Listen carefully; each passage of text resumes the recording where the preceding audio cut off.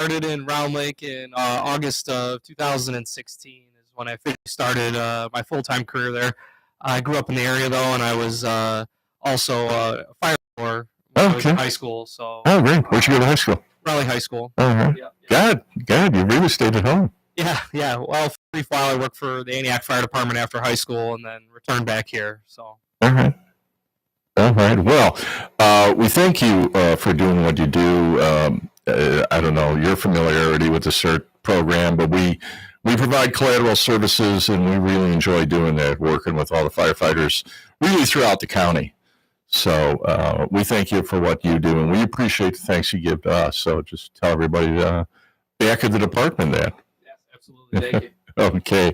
Now, just tell us a little. We like everyone out there knowing about what the departments do. Now, Round Lake is Fire Protection District, so you cover several municipalities. Yeah, that's correct. Yeah, it's very interesting. We cover the village of Round Lake, the village of Round Lake Beach, Round Lake Heights, Round Lake Park, unincorporated Round Lake, and then also parts of unincorporated Grays Lake. So we cover about 16 square miles, and that's what our fire district encompasses. So. Okay, and how many full-time employees are there at the department? We have about 60 people on the department that are full-time members. We have 15 guys assigned to each shift, but we also have some part-time members and obviously administrative level positions. We have a couple guys in the Fire Prevention Bureau, so that kind of adds it all up to around that 60 guys that we have on. Okay, and do you have part-time we do have volunteers? Yeah, we have part-time. We start them off usually. They have no, fire training or EMS training, and we'll sponsor them through all the schooling, and then they'll get all their certifications, and then they'll stay on with us as part-time employees until they can find full-time employment. Okay. Yeah. How long does that take, the training? It depends. The Fire Academy, depending on where you go, can last anywhere from 6 months, or if you do the CLC program, you'll get an associate's degree, and it's about a 2-year program. So. Yeah, it just depends on which routes you take, but it could be anywhere from about a year to get your EMT and firefighter cert to 2 years, 2.5 years. What age is that you train? We'll take anybody that's over the age of 18, yeah, with a high school diploma. But then to be hired full-time, traditionally, you'll have to be over the age of 21. Okay. Okay. And general duties, I know, people think that, firefighters just, the call comes out, they go out, and they put water on the fire. Yeah, right. But it's a lot more than that. And, Yeah, there's definitely more to it. Not everybody realizes that in Lake County here, the fire department provides the EMS service as well, which is about 80% of what we do. So we spend a lot of time running down the roads in the ambulances. But we also obviously fight fires. Depending on which call comes out, we either take the fire engine or we take the ambulance service. We also deal with specialized rescue as well. There's a lot of lakes in the area. We have a dive team. We also have a technical rescue team that deals with building collapses or confined space issues. So people call us for just about anything and everything. Right, I'm sure they do. Yeah. Provide mutual aid. Yeah, we definitely provide. Other departments. Yeah, we definitely provide a lot of mutual aid, automatic aid to the surrounding. But last year we ran 5,937 calls out of our 3 firehouses. So I believe the unofficial tally was we were the 4th busiest in the county. Oh. We were behind Waukegan, Gurnee, and Highland Park, who were the only ones who beat us. So busy little town. I'm sorry, go ahead. No, I was going to say, is a 211 number helping you with calls? I'm sorry? The 211 number, is that helping with the volume of calls that you get? The 211 number? Yeah. I'm not very familiar with that. I'm sorry. Okay, that's let me explain that. Well, the United Way has established a couple of years ago a 211 number. Now, the 211 number is not equivalent to the 911 number. No, but it's non-emergency. the non-emergency Yeah. number that you probably get anyway. Yeah, probably. We definitely get a lot of we get all sorts of calls. We Right. even get the ducks and the drains. Yeah. Off of Clarendon. We'll get those every once in a while. So we get all sorts of calls for service, and we're happy to help any way we can. Now, Scott, why you caught our attention? Well, you always have our attention, and we always welcome you and anyone else from your department in and visit us over here and get out the news what's going on there. But I saw not too long ago that you have your Citizens Fire Academy starting up. Yeah, it's actually an interesting little program. My partner, Mick Turf at the firehouse, him and I, we were running the Explorer Post, and if anybody's familiar with the Fire Explorers, it's through the Boy Scouts of America, and we were having kind of a hard time getting enough high school age kids interested in staying in with the program for many years. So we decided that we would attempt the Citizens Fire Academy, and it would open it up to people of any age over the age of 16. Okay. Kind of a way to educate the public. If you're live in town and you want to learn what the fire department does, it's a great way to get hands-on experience in the firehouse. And then we also thought it would be a great way to kind of find new recruits to get younger people involved in the fire service and kind of get their foot in the door with learning how to become a firefighter and a paramedic. Before they go to college, like 2 years before, so you've got their interest. Yeah. I was fortunate enough, right out of high school, I got hired by a fire department, and I've been in college or school of some kind ever since then. So, but the fire department provides a great pathway for a great career, and I've been very fortunate that the fire department has helped me get all the way up to my bachelor's degree. So, very, very fortunate. Yeah, we wanted to pass that on to other people in the community, and we thought this would be a great way to do our Citizens Fire Academy, just an 8-week program, and we meet once a week, Wednesday nights from 6 to 9 p.m.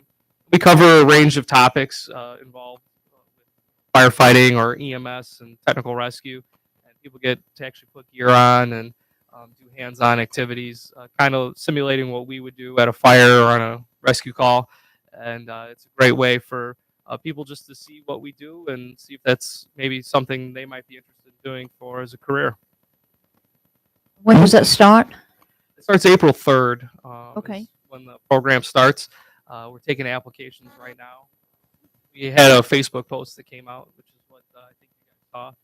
And luckily, I've already got 6 applicants already in. So I've got about a dozen applications out. And the class is limited to about 20 participants just because of the activities we have to do in the time span.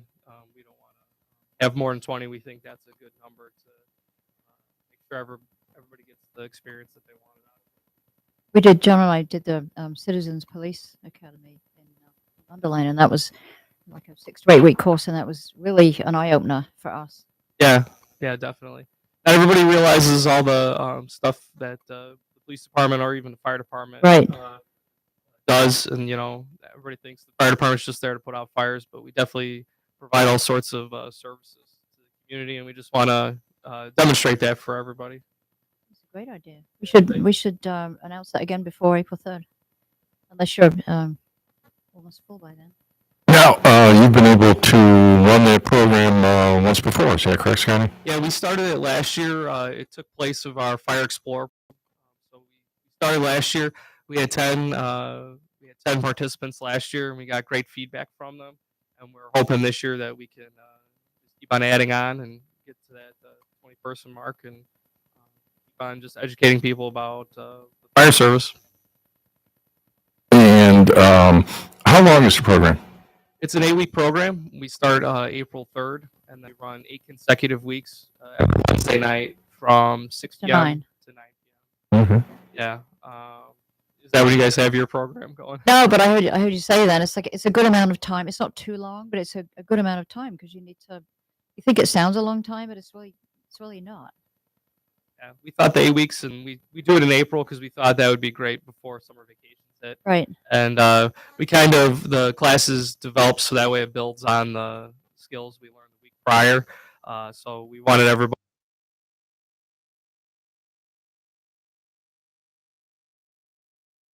An ideal time for students or anybody. We take we'll literally take anybody over the age of 16. So Raising your What do you hand. think, Lou? About you joining? No. Oh. No, it'd be interesting, but I think, yeah, above our limit. Do they have a senior Citizens Oh, yeah, Fire they had Academy? a senior police academy, so maybe, Yeah. yeah. We're very we're easy to adapt, so we could have literally anybody in there. None of the activities are overly strenuous, so it's more just for an education purpose. So Sounds like, yeah, you go for it. Go for it. yeah, Yeah. we love to have you guys. Anybody. I think we're looking for people who want a career, though. Yeah. You know, throughout the county, we're seeing, and you know, Terry will tell you this too. We've seen a lot more of it than I have over the years. But whether it's Citizens Police Academies, Citizens Fire Academies, Explorer units for police and fire, they're extremely popular, and people love them. And the departments themselves appreciate the interaction that they have because they get the public familiar with what they're doing, how they do it, you know, how they can help the departments and how they're operating. And it's just a great two-way street. Absolutely. I mean, we couldn't be there without the support of the community. So we really, really are fortunate that we have the support. From everybody in the community, and we do want that interaction. We love having people visit the firehouse and see what's going on. We love to give tours of the trucks, and we thought this program would be another step in that direction towards just educating the public on what we're doing and how we can help them. So, would you do me one favor, Scott? Yeah. Would you pull the mic that says 3 over? And speaking of that one, how about this one? how about that one? Does that sound good? Is it better? Oh yeah. Okay. Yeah. Oh yeah. Yeah. You even look much better on it. Oh, perfect. Thank you. Thank you. Thank you, Terry. I know you were probably around at the beginning of things. And how long have there's been the Fire and Police Citizens Academies as an idea? Well, well, we started the activities with what we call mess. Mess was the first ones out there, and then we built it from there. And we obviously, every department and every location is working diligently to get more and more people, because you guys know firsthand how important it is. Yeah, no doubt about that. Now, Scotty, fire academies are not the only thing that the departments traditionally throughout Lake County. Departments offer a lot of other educational opportunities and informational opportunities for the public. And if you can tell us a little bit about what other opportunities are available. Yeah, absolutely. So year round, the Citizens Fire Academy is just our 8-week program. But year round, we provide CPR classes. We also provide car seat installations. CPR is really, really important. The more bystanders that we can get trained in CPR, the better off people who suffer cardiac events tend to be. So the earlier and the faster we get CPR going before we get there, because someone's got to call 911. We got to get in the truck and get there. Right. So if someone can start that bystander CPR, it's huge. So we offer CPR certification training through the firehouse, and then we also offer car seat installations as well. And I'm actually a new father, and Congratulations! Yeah, thank you. And I was surprised. I think a lot of people are surprised at sometimes how easy it is to not install your car seat correctly. So I had mine reviewed, and it didn't pass with flying colors. So it got resecured, and we're good now. But that's just some of the services we provide. And like I said, we're more than happy to do station tours. We have impromptu ones. If the bay doors are open in the summertime, we'll have people pull in and want to check out the fire trucks. We love to do that for people. And then we obviously try to get into the schools as much as we can to relay some of those fire safety messages to younger kids. So that way we could avoid having tragedy in the community. Yeah, and it's great to see. I think almost every department has it. Terry would know more than me on it, but they usually have one firefighter that's designated to be the educator and get out into the schools, and I think those things are tremendously successful. Correct. And the kids just love it, to say the least, when they're out there. Well, we have what traditionally is called a public education officer. Yeah. And he usually spearheads the different activities that the different departments do. Yeah, we have a ton of schools in this in the Round Lake area, so our fire prevention bureau is in charge of taking those requests in, and then they'll send guys like me out to go to the schools and educate the kids. So it's again one of those things that we're really fortunate that we get to go out there and do that, and it's a lot of fun. The kids love to see us put our gear on, and they love to see the fire truck. So now, this weather especially, it has some real challenges for firefighting. I don't know whether you've had any actual fires to put out during the cold snap, but there's some real challenges on that. yeah, absolutely. We haven't had anything major, fortunately, in the Round Lake area, but we've gone mutual aid to the surrounding communities for some fires that they've had.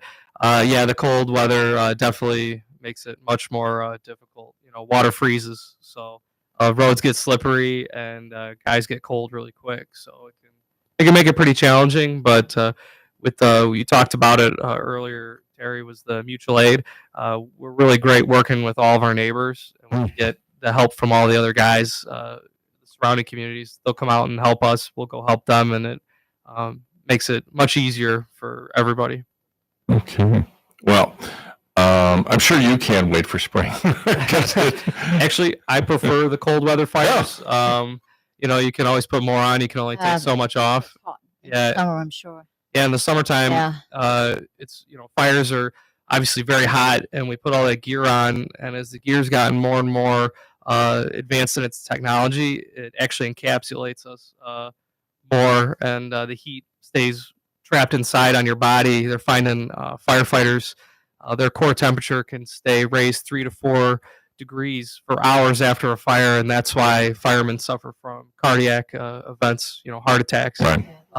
We're so overheated. So I actually prefer the cold. Well, that was really, one of the outstanding aspects of what Terry was doing with MESS, in that, it provided support services on scene, bringing out the buses, whether it's just to warm up or get out of the sun, get a hot, cold drink, depending.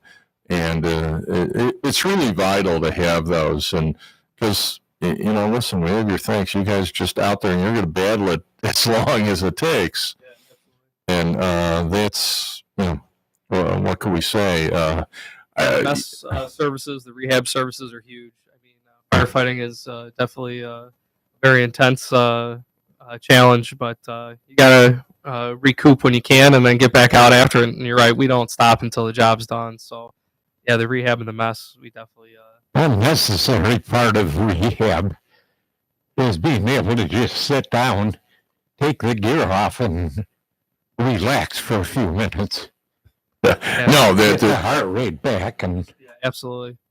Yeah, having those little breaks. I mean, my experience has been much more limited on it, but especially during the pandemic, when we were outside during the cold, running the regular shifts, limiting your time out there in the cold, getting in, taking a break, warming up, just meant the world.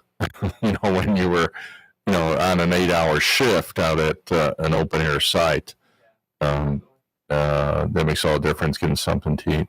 Well, Scott, I'm going to let you get back to your young one and thank your wife. I know she was listening and she said you really look great. Oh, geez. Well, thank you, Kaylee. And I'll do a shout out to Kaylee and Maeve, my daughter, and then my grandma is our neighbor, and grandma and Sue, They're over there, hopefully listening too. So shout out to them. It's all right. No, please, and please be back soon.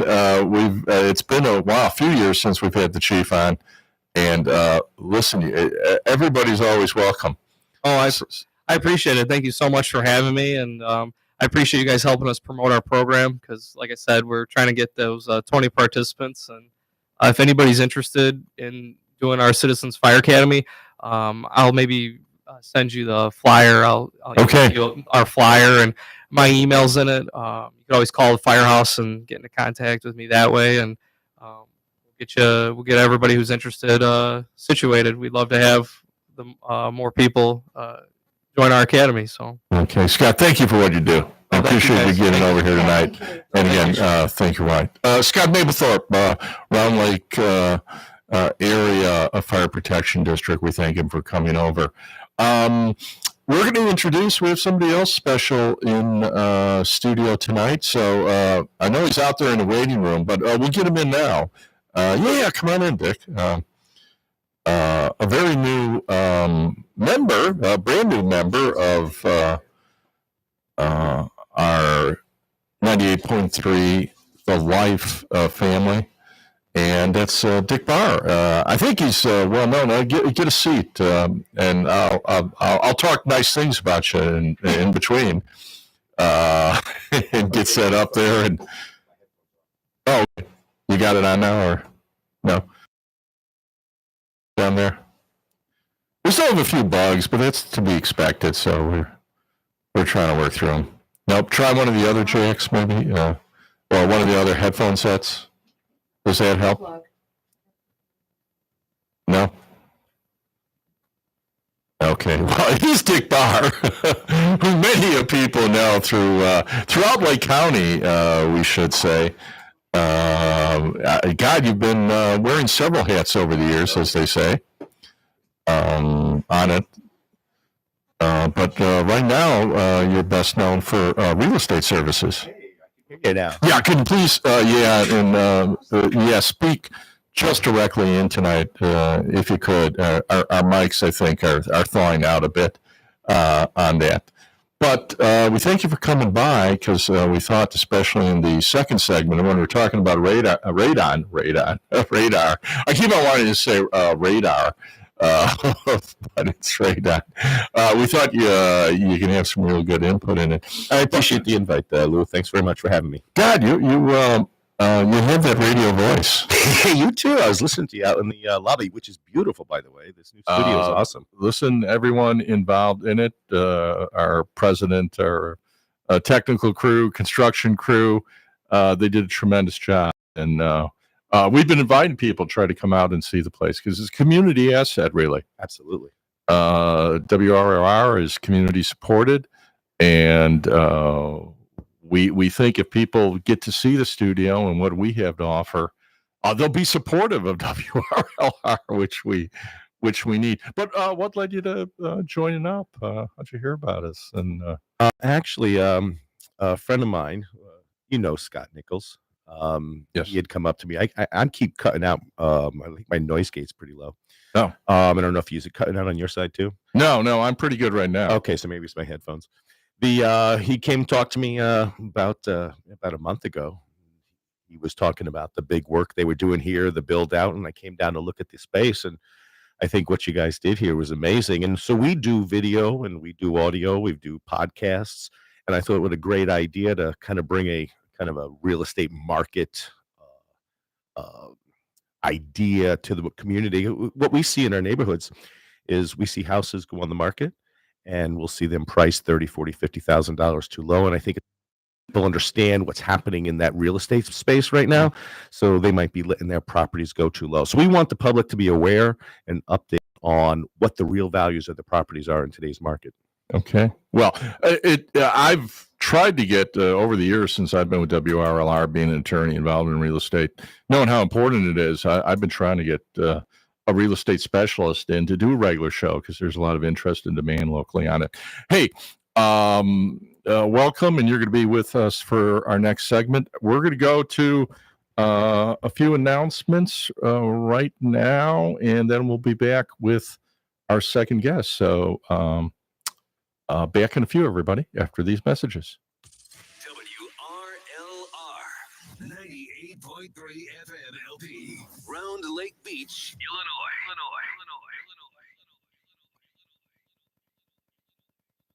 High school basketball is back here on 98.3 FM The Life. And this week, it's a battle for first place in the North Suburban Conference. Lake Zurich traveling to Warren. The Bears against the Blue Devils. It's going to be a good one. You don't want to miss it. Friday evening, pregame 6:30, tip at 7. Find high school basketball each and every week right here on 98.3 FM The Life. Getting a flu shot helps us stay healthy, so we don't miss out on what matters. Like that family movie night your daughter can't live without.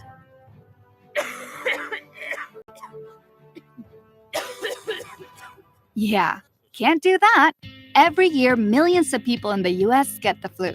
Especially now, no one has time to miss out on moments that matter. So get your flu shot. Find out more at getmyflushot.org. Brought to you by the AMA, CDC, and the Ad Council. We are the life of the community. 98.3 The Life. Families affected by disasters urgently need support. Help the American Red Cross provide meals and shelter to those affected by disasters, big and small. Donate to Red Cross Disaster Relief. Go to redcross.org or call 1-800-RED-CROSS. Hi, this is Ronald Curtis Grace, host of the Ear Candy Emporium show right here on WRLR 98.3 The Life. Join us every Friday from 4 to 6 p.m. Central Time. We'll share some great music, have a laugh or two, and get your weekend started on the right note. That's the Ear Candy Emporium show, the home of sweet musical treats. Every Friday afternoon from 4 to 6, right here on 98.3 The Life, and streaming live on WRLR.FM. See you then. Hey, welcome back, everybody, to the Certs Present show for this evening, this Thursday evening, the 26th of... No, we're 25. I'm ahead of myself. I'm waiting for Friday already. The 25th of January. We've just had a wonderful first segment with one of the great firefighters, really, and they're all great. I'm not trying to single out anybody. The men and women that go out there do a wonderful job. I've never had a bad moment with any of them. They are willing to put their lives on the line every day.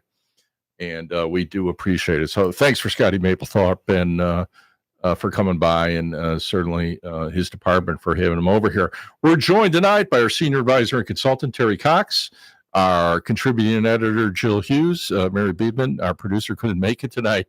Mary, I really need a producer. Help soon. And one of our new members, we asked him to stop by, Dick Barr. Do you know when you're going to be on the air regularly? No, I think we're looking at about 2 weeks. Okay. Well, we're going to be calling out, and I saw, and this was really interesting to me because as being in the real estate field, I run across radon as an issue often in a real estate transaction as Dickwadow. And we saw something really great from the American Lung Association. And we contacted them, and we should have Angela Tin on the line, do we? Angela. Lou? There you are. How are you? Lou? Yes, you hear me? Yes, I can hear you. Okay, thank you. Thank you for making yourself available. I know you're working hard. And as I found out last night, you have a large area of responsibility. How are you? I am fine, thank you. Okay. Well, thank you for joining us. And please introduce yourself and your for our listening audience here on 98.3 The Life in Lake County, Illinois, and your role with the American Lung Association. Yes, I'm with the American Lung Association, and I'm the National Senior Director. Okay. And how long have you been doing that? I've been with the Lung Association close to 20 years. Oh, my God. Wow. And I know talking with you yesterday, you've had a lot of other experience besides 20 years with the, and I thought you were all of about this maybe 29, 30. I am, Lou. But you had some governmental experience before that. Yes. Formerly, I was with the Illinois Environmental Protection Agency, and I worked in all areas of outdoor air pollution. Okay. And then at that point, then you went over to American Lung Association? Yes, I did. Okay. And your current role with them is, if I have it right, National Senior Director, Clear Air Initiatives. Yes, sir. Okay. And if you can summarize that for our listeners, I guess in 30 seconds or less, but that would be great. Okay, so what I do is I work on programs. My associates and I work on programs where we actually reduce the emissions in the air, both indoors and outdoors. All right. And those programs that you do with your associates, and how big of a team do you work with, if I can ask? My team is about 15 people, and we are kind of throughout the Midwest. Yeah, and that really was interesting to me in that you said you have an area responsibility. I know you have your office in Springfield, I saw from your email, but your area responsibilities throughout the Midwest, 5 states, I think you said. Yes, we do. We concentrate. Our staff are located throughout the Midwest, but we have projects throughout the United States. Okay. Now, I happen to see on Facebook, which I guess is the real way we communicate nowadays, that the Lung Association has a radon awareness awareness month going on, and I've been saying tonight to the rest of the group here, being a real estate attorney, radon issues come up quite frequently. And I know the importance of it. So tell us a little bit about that initiative, if you could. Okay, this is a nationwide initiative. And so US EPA and almost all 50 states are doing radon awareness during the month of January. It starts in January, but it continues into the February and March. We continue with this awareness during the winter months. Okay. Now, I run across it, and let me introduce, I have here on my left, and I should introduce to our team here, Dick Barr, Jill Hughes, and Terry Cox. And, I come across it because I do a lot of real estate closings. And one of the common inspections is for radon. And then if you find it, say, at certain levels underneath the soil, you have to do remediation. Now, what is the actual threat from radon, which is a naturally occurring substance? It's a naturally occurring radioactive element that is under our soil. And what happens is that the radon is a gas that comes into the house. We breathe the gas into our lungs, and as the radioactive particles bombard the lungs, it causes cell mutation, which leads to lung cancer. Okay, and it seems that came. I don't know, Dick, if you would recall a specific date. I'm guessing you're not 25. No, fair bit older than that. When it seemed that it sort of popped up in the field, I don't know, maybe 30 years ago or so. Well, from our perspective, it was been around for as long as I've been in real estate. I've been in 19 years, but we didn't really start to see more of a ubiquitous testing process until about the past 10 years. Yes, the radon came with the glacier. What? Oh, you mean the one that's currently outside our door now? Yes. And so when the glaciers retreated, it left the uranium and the thorium behind in the soil. And it's been around for a long, long time. But in 1988, U.S. EPA put out an act, a Radon Awareness Act, and they started their programs to have the local states work on programs to measure and mitigate for radon. Okay. Jill, and I know you've done real estate properties over the years. You've had a few? Had a few. And I'm not in real estate, but yes, I think, you're not a real estate professional, but no, but I have a house. Several. Yeah. We've had several houses. I think I was surprised when I went to the American Lung Association website that it's the second leading cause of lung cancer in the U.S. yeah, that And was we don't hear about that. And why don't we hear about that? Yes. And also, it's the leading cause in non-smokers. Okay, it's the second leading cause of lung cancer, but if you're a non-smoker, it's the leading cause. And more people die from lung cancer than they do from prostate, breast, and all the cancers put together. We don't hear about it. You don't hear about it because it is a slow, methodical. It's for long time exposure, like cigarette smoking. There's a long-term exposure involved with it. So there's not any immediate effects, but eventually you may get lung cancer. Yeah, and that's really frightening because it's, you're basically sleeping on it in effect, and depending upon when you went into your home, you may have been aware of it, may have been told to do something. Guys like Dick or me may have said, "Hey, you may want to do a radon test," but it's and correct me, the two experts, Dick or Angela, it's not mandatory. Definitely not mandatory. In fact, we only see about 70% of our deals where there's a radon test. Whether we're on the buying side or the selling side, only about 70% of those are testing. And of those, we see about 30% of them are coming back positive above that threshold of 4.0. Okay. And Angela, what's your take on that?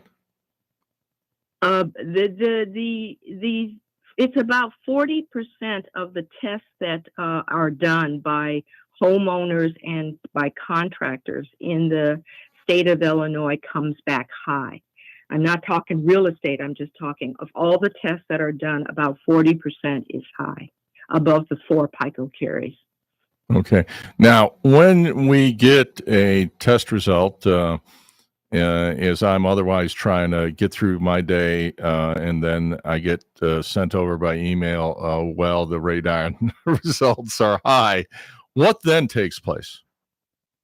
When you get the number, it's just a number, and usually what happens is that there is a phone number associated with your test results. It says, to help you interpret those results, please call this number. Yeah. And it's a hotline number that goes to the Illinois Emergency Management Agency, and then it is sent over to the American Lung Association. So if you call me and you give me a number, I will talk to you about what this number means after I ask you a couple of questions.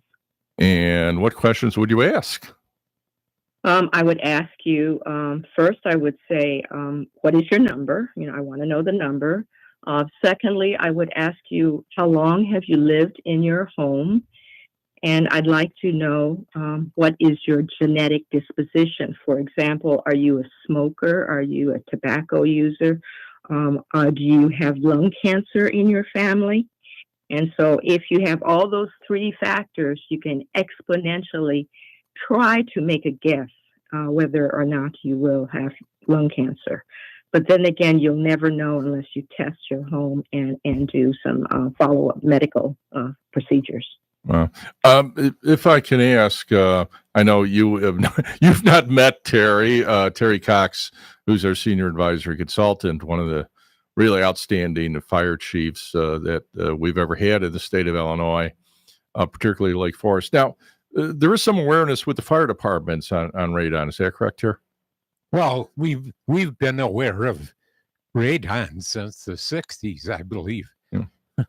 And but it hasn't been very widely advertised or put out so people would know about it. Okay. It's getting more and more popular. Right. Yeah, and I know that to Dick and those in his professions, upset, we'll say, slows down the deals because you have to wait for that remediation. And well, we all know everybody who just loves to get to the closing table. If I may, Lou, one of the 10 years You ago, can defend your profession right now. Yeah. well, no, 10 years ago when we were first starting to test in mass numbers, if a buyer had a test and they got a high rating, it scared them. Yeah. Some buyers backed out. They didn't want to close. Right.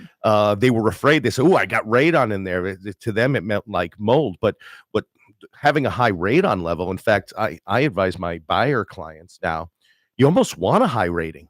If you have a high rating in the house, all you need to do is a mitigation. It's a simple process. It's quick. Usually, there's companies like VSI, they could be in and out in 3 or 4 days. They do the mitigation. The seller almost always pays that expense of the mitigation. And then when you retest, you're getting levels instead of above 4, you're typically getting them below 1. So for a buyer, because that radon is just in the air or it's not in the air, it's not like something like mold that sticks around behind the walls that continues to be a problem for them. So a positive result or a bad positive result is almost better for a buyer because instead of dealing with 3.999, they might get less than 1. Yeah. Go ahead, Angela. Yes, and so that's the same thing we say to people because we get calls from people saying, should we buy this house or should we not buy this house? And we say, of course, it's your decision. But, if you have a house that you can mitigate and you know that the levels are high and you can bring them down, that is a better opportunity for you right now and for future sales to have a house that is taken care of. That 40% number is pretty high. So if you don't buy this house, maybe the next house will have radon. So buy the house you want and take care of the mitigation. There you go. Lou, it's funny because if you were to test it and it's 3.9999999, that's okay. But if it's 0.00001 higher than that, now you're technically high. So it's better to get that 4.0 than 3.9. Lou, that number, people get really, really hung up on the number. Like 3.9 is okay, but 4.1 is not okay. It's not a GPA. It's not an absolute number. But in real estate, it is. Yeah, it's a decision number. Okay, it's a decision. Go, no go. So. Right. If I'm really low 1 or 2, maybe I'm okay right now. Can't tell later because the house may be settling and everything. But it's a decision-making point, and that's how I try to convince people. Go, no, not go, Right. Now, keep on testing or mitigate, yes. Angela, this is Dick. Can I ask you a question? I don't know if you know, but in Illinois, I think they passed a new law about 4 or 5 years ago where all new construction homes has to have at least a passive mitigation system. Yes, sir. Is that nationwide, or is that are we lucky here in Illinois? Yes, Illinois. Yes, Illinois. There are a few states that have this passive RRNC, and more states are wanting to do it, but Illinois was one of the first with a passive system. Yes. Well, a passive system possibly could remove 50% of the radon. A passive system just has everything except a fan. Right. Well, I think we'd agree that's great for everyone in Illinois, and Illinois did something right there. The other thing, which interesting enough, because I was running through things with Angela yesterday, as well as attending mandatory continuing legal education that us attorneys have to do, there is a new law concerning radon in people who lease or tenants in the state of Illinois. And Angela, I'll let you tell everybody about that. Okay. The law was passed a while ago. I worked on that law, and what it was modified recently. And the way the law works is that, just like the home buyers, there's an awareness portion where the landlord and the tenant kind of has discussions about radon. And if the tenant, the person living in the house, tests the home for radon and finds a high level, and again, go, not go number, then he can bring it to the attention of the landlord.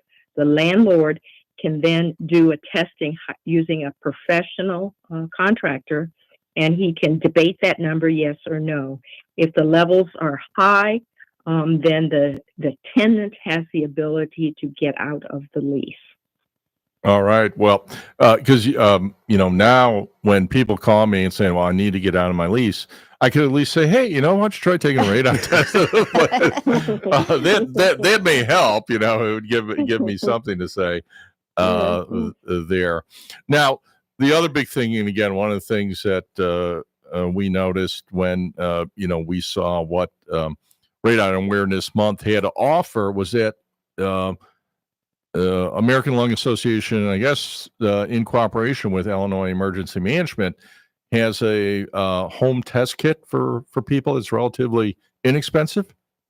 Yes, and it's with the state, American Lung Associations, and the local health departments. Some of them have these test kits, and these test kits are at cost, or they're a little bit reduced, or sometimes they're free. And we've been doing this for years. We kind of slowed down with the COVID, but now it's back in fullness. And now these test kits are available. They're $18, and that includes the cost of the test, the test kit, the analysis, the lab analysis, and the postage, and they're $18. And I know Dick was mentioning it before that there's services out there to do it. They get a little bit pricey, so that's a real advantage for people. Yes, the contractors can do, and people generally sometimes will ask the contractors because they can do it faster. They can get results faster. They can get more of an hourly number instead of just an average number over 3 days, and they can get it faster. They can make sure it's tamper-proof. And there's a lot of reasons why they would hire a contractor. And of course, definitely the main reason that it's a lot faster to use a contractor than to do it yourself. All right. Yeah, no doubt about that. Jill, go ahead. I have a question. We bought our house in 2003. It was new construction, and a few months after we moved in, we had some major sinking issues, and they dug in the ground and they put the pylons in and, jacked the house up and everything. And nobody mentioned radon testing. Since then. So that was 20 years ago. So it sounds like that might be a good idea to get that done.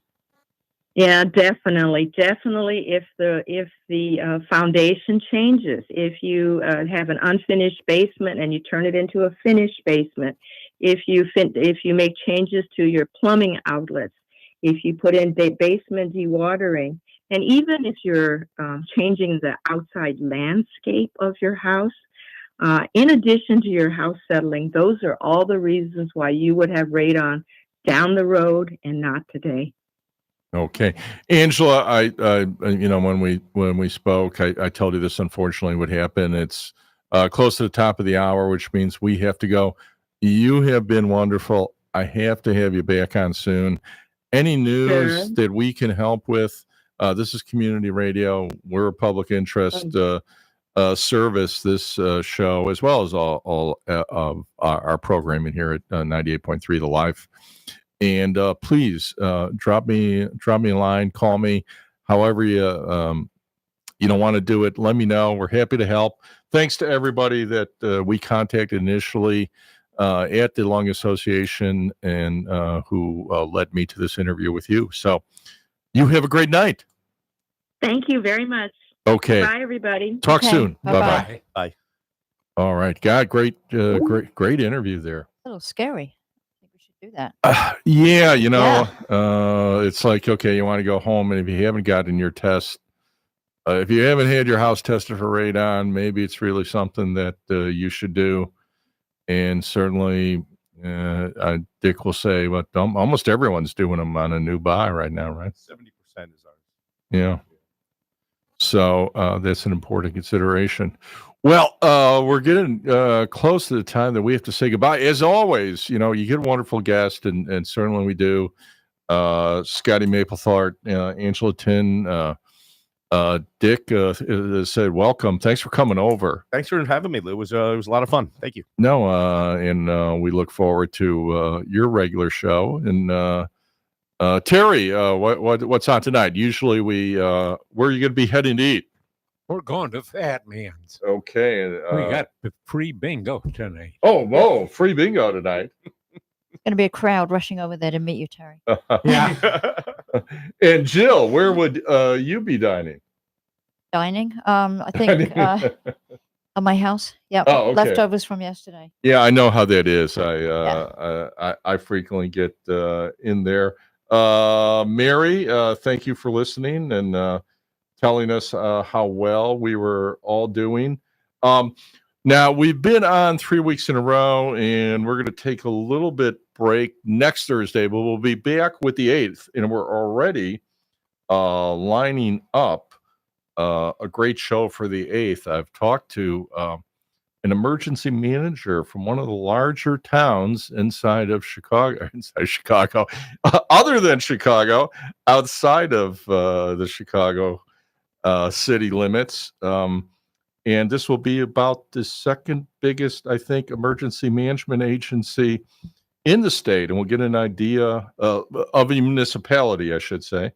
And we'll get an idea about what they do. So I'm really excited about that. And we hope everybody's enjoying the new 98.3 FM. All the new people, all the new shows, all of our new equipment, watching us on YouTube, Twitch TV. We thank everybody, and we will see you next Thursday. No. I'm sorry, 2 Thursdays, the 8th, at 6 o'clock. 2 weeks. 2 weeks. All right, everybody. Take care. Good night.